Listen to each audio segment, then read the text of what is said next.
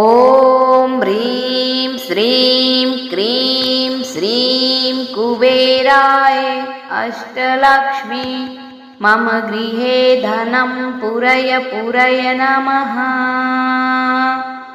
ॐ ह्रीं श्रीं क्रीं श्रीं कुबेराय अष्टलक्ष्मी मम गृहे धनं पूरय पूरय नमः।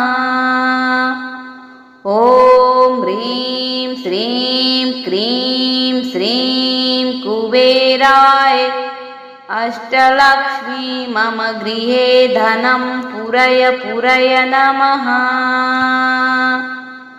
ॐ ह्रीं श्रीं क्रीं श्रीं कुबेराय अष्टलक्ष्मी मम गृहे धनं पूरय पूरय नमः।